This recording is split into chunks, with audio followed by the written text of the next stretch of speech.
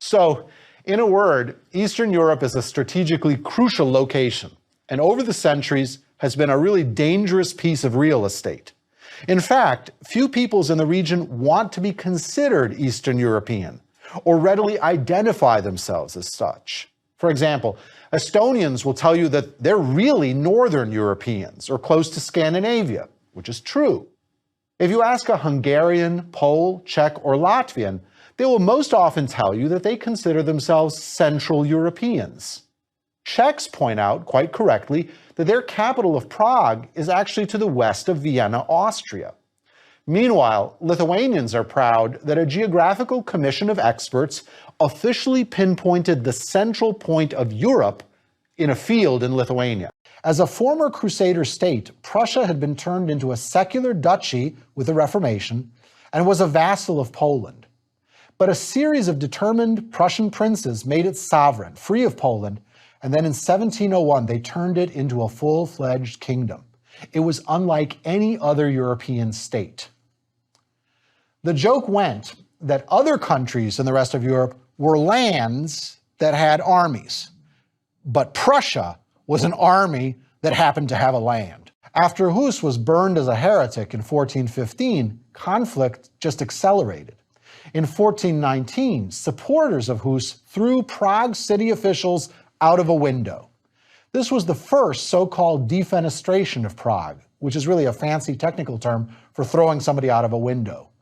Religious and civil war broke out. In fact, the later horrible generation-long 30 Years' War, which lasted from 1618 to 1648, also started right here, in Prague. It began when Protestant Czech nobles defenestrated the emissaries of the German Catholic Holy Roman Emperor, deliberately imitating what had happened back in 1419. Angered by the emperor's violation of their earlier rights, the Czech nobles seized the imperial representatives and threw them from a high window in the Bohemian chancellery. Now, by chance or by a miracle, the emissaries all survived.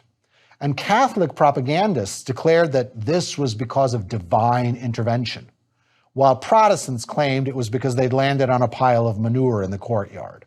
In the North German kingdom of Prussia, on the other side of Poland, King Frederick the Great was eager for Polish territory as well. He's supposed to have compared Poland to an artichoke, and he said that he wanted to eat it leaf by leaf.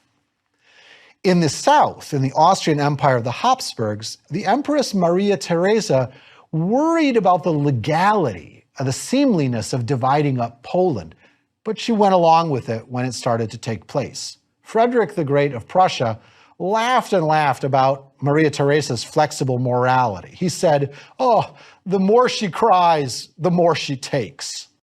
The outcome of all of this was that Austria-Hungary, in fact, raised ethnic competition to a fine art in schools, city governments, and riots in parliament.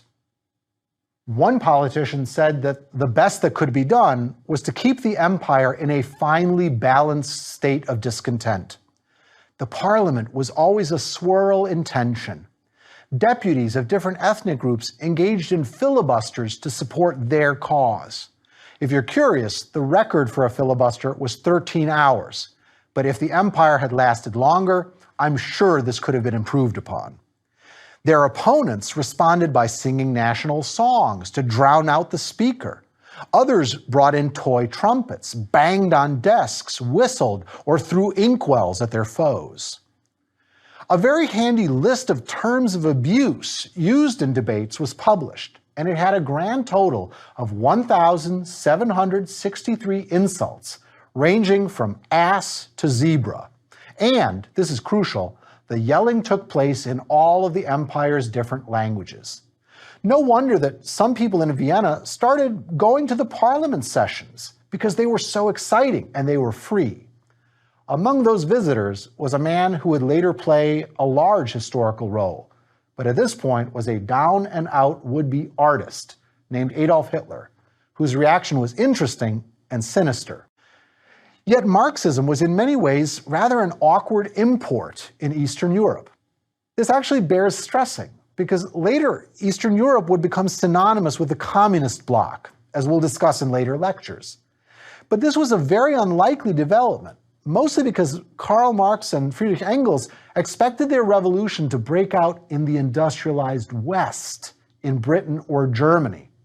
Eastern Europe, by contrast, was overwhelmingly agrarian, and Marx and Engels despised the idiocy of rural life. In addition, they both shared dismissive views as German intellectuals of many Slavic and Eastern European peoples, seeing them as being without history or backward, often mere relics condemned to be absorbed into other more progressive nations.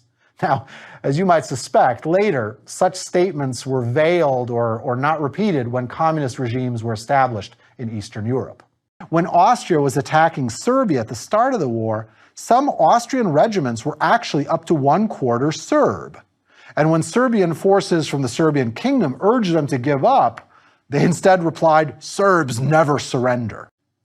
When asked questions by his superiors, Schweik reels off countless pointless but hilarious anecdotes. He's sent to the front, but accidentally heads off in the wrong direction. Even as Schweik proclaims his eagerness to fight and die for the empire, he never quite makes it to the front lines. And as you read, the feeling grows on you that single-handedly, this one man is undermining the entire war effort of the Austro-Hungarian Empire. And all the while, Schweik avows to his superiors, "It will be really marvelous when we fall dead together for His Imperial Majesty and the royal family." When Czech soldiers who had been in the service of Austria-Hungary were taken prisoner by the Russians, or deserted to the Russian side, they were then organized into volunteer units that soon numbered in the thousands. Incidentally, Hašek, the author of The Good Soldier Schweik, was among these soldiers, having been taken prisoner by the Russians. When the Bolsheviks took over in Russia, the Czech legions responded by seizing the entire length of the Trans-Siberian Railway and riding up and down it in armored trains, fighting against Lenin's forces. And then finally, in 1920, 2 years after the World War ended, they were finally evacuated from the port of Vladivostok in the Far East and returned home to Prague as heroes of a new independent Czechoslovakia. Let's join them.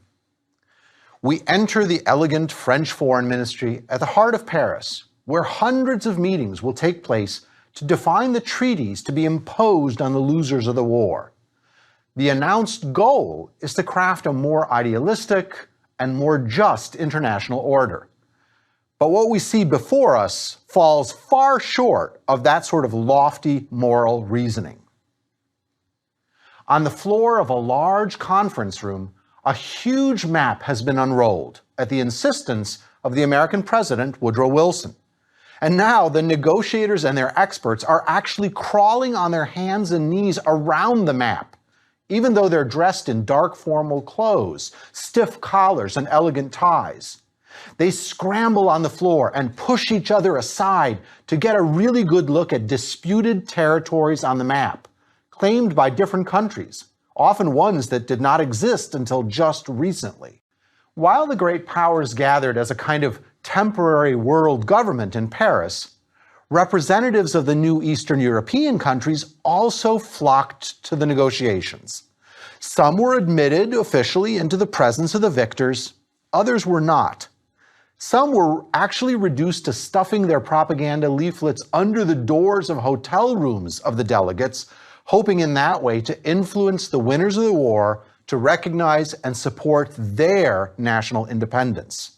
They invoked Woodrow Wilson's popular slogan of American war aims, the right to self-determination of nations. Soon, such frantic ethnic lobbying frustrated the Western leaders. British Prime Minister David Lloyd George very unkindly grumbled, "I only saw a Ukrainian once. It is the last Ukrainian I have seen, and I'm not sure that I want to see any more." Others joked at how single-minded, for instance, the Polish representatives were in their dream of a restored Poland. The joke went that if the topic of elephants came up, a Briton would speak of hunting them in India. A Frenchman would start to discuss the love life of elephants, while a Pole would start his speech with the words, "The elephant is a crucial element of the Polish question." Finally, even Woodrow Wilson confessed his own surprise at the impact that his idea of national self-determination had produced. He told Congress, "When I gave utterance to those words, I said them without the knowledge that nationalities existed which are coming to us day after day." The scenes that unfolded that strange day began as soon as the German foreign minister's plane touched down in Moscow. Joachim von Ribbentrop was sure that he was going to make history. He was convinced of his own brilliance, but in fact, he had a reputation for diplomatic gaffes and embarrassments in his career as a statesman so far. In his earlier life, this Nazi flunky had been a champagne salesman, and this alleged international experience was supposed to have prepared him for a historic diplomatic role. The Moscow airfield was a bizarre tableau. It was draped with red Soviet hammer and sickle flags and Nazi flags of red, white, and black with a swastika. Those Nazi flags had actually just been grabbed from a Soviet propaganda film studio where they'd been used as props in movies denouncing the Nazis. So this was a stunning turnaround. A few months later, Hitler would send friendly birthday greetings to Stalin. But in the immediate aftermath of the signing of the pact, when Ribbentrop and his staff returned to Berlin, Hitler had a strange, urgent question for them. What were Stalin's earlobes like? Hitler wanted to know if the earlobes were ingrown, which he considered Jewish, or whether they were separate, which he considered a hallmark of the Aryans. When Hitler heard that Stalin's earlobes were separate, he was very pleased. This might be the start of a beautiful relationship. In all of this chaos, refugees sought safety. Given the well-known anti-Semitism of the Nazis, Polish Jews often hoped to find refuge in the East, in the Soviet zone. But on reaching it, they were sometimes so dismayed by the reality they found there that they returned to the German zone. This led to a repeated story that actually bears a kind of bitter resemblance to the joke with which we opened our entire course, that story of a Frenchman and a Russian traveling on trains and passing each other in Poland. In this new story, refugees from either zone of occupied Poland, Nazi or Soviet, pass each other as they're fleeing. And both sides say to the other, "I can't believe that you're trying to go where I've just come from."